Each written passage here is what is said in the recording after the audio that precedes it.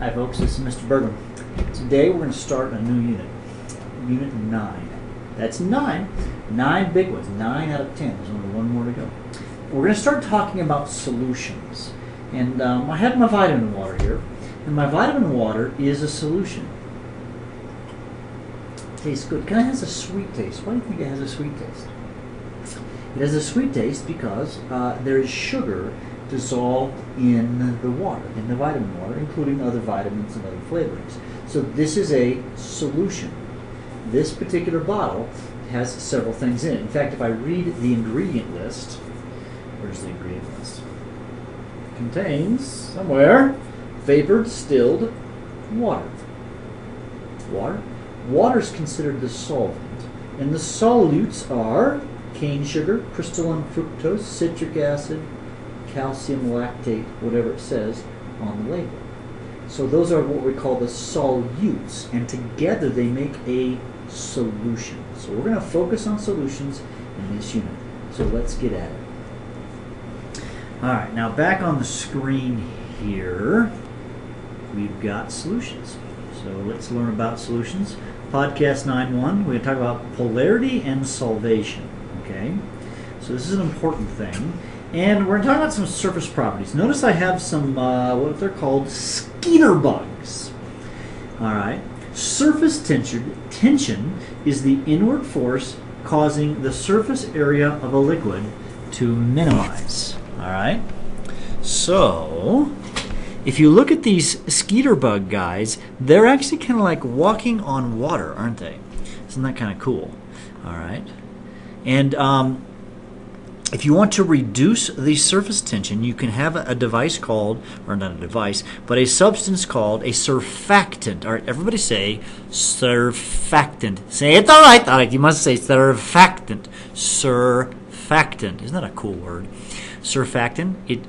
Soap is an example of this, and it can reduce the surface tension, and then the skeeter bug may or may not be able to walk on top of the water. Some things have high surface tension. Water has a very high surface tension, hence they can walk on that. And you can see them kind of blown up here. They're actually walking on the water, and you can kind of see that the water kind of beads up when you do that. Another good way to picture this is a water droplet on a leaf right here, and it's made a perfect sphere.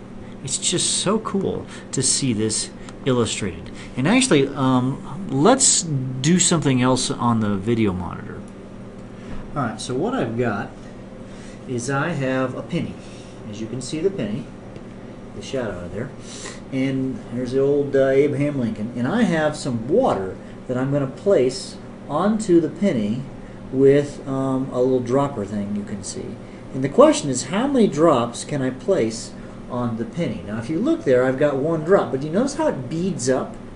All right, that's one drop, 2 drops, 3 drops, 4, 5 or 6, 7, 8, 9 or 10, 11, 12, 13. Let me stop there for a moment. Lucky 13 or unlucky? Notice how the water has beaded up onto the penny. And this is due to the high surface tension of water, and the high surface tension is due to the type of bonding. And if you remember from the last unit, water is held together by hydrogen bonding. And hydrogen bonding, that intermolecular force is very particularly strong. So 13, and you see I can keep beating this up, 14, 15, 16, 17, 18, 19, 20, 21. You see I get quite a few, and it's all beaded up. Now I actually need to refill my water deal. Okay, 21, 22. It's beading up. This works. I've gotten 27 drops of water on top of that tiny little penny, and it's way overflowed. That is because of the high surface tension of the water. I just think it's just really cool. Eventually, oh, it spills. As you can see now, it's making a mess. It's finally like 28 or 29 from this particular dropper. And so I think that illustrates kind of what we're talking about this surface tension. Now, if you were to try this with other chemicals, like, say, alcohol, which does not have, not held together by hydrogen. Actually, there's some hydrogen bonding in that particular most alcohols, but not enough because it has lower surface tension. It would not beat up at all. So it's a pretty cool way to illustrate the idea of surface tension. Okay? All right, on to page 3 in our composition books. What is this solution process? Now I want you to take a look at the picture over on the right. And what I have is I have some salt. You know, there's some salt over here, and it's being dumped into a cup of water, right? All right, now there is a variety of a solution called an aqueous solution. Everybody say aqueous. There you go. All right, and an aqueous solution is a homogeneous mixture of a solute, and the solute is water. Hold on. Of a solute and water. Water is the solution. We'll get some terms defined here in a couple of minutes. All right. Now, in a solution, there are sort of 3 parts, if you will. There's the solute, that's the dissolved particles. So in this particular case over here, the dissolved particle will be the sodium chloride, or the salt. We're putting salt into water in that particular picture. You could dissolve sugar in water, like in my vitamin water a minute ago. And then there's the solvent. Everybody say solvent. The vent of the solvent, is what's considered the dissolving medium. And so in the case over here, water is the solvent.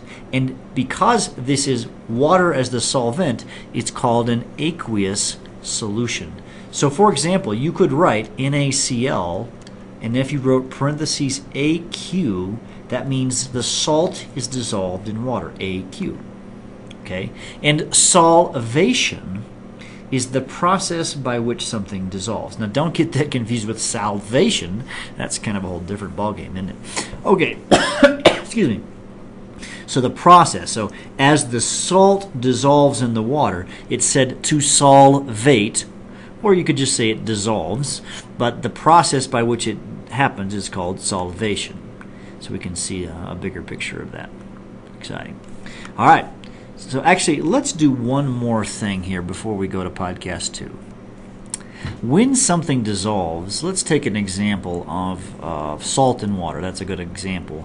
If I were to take salt in water, salt sodium chloride is a ionic compound. Remember, we talked about ionic compounds in the last unit, Unit 8 on bonding, right?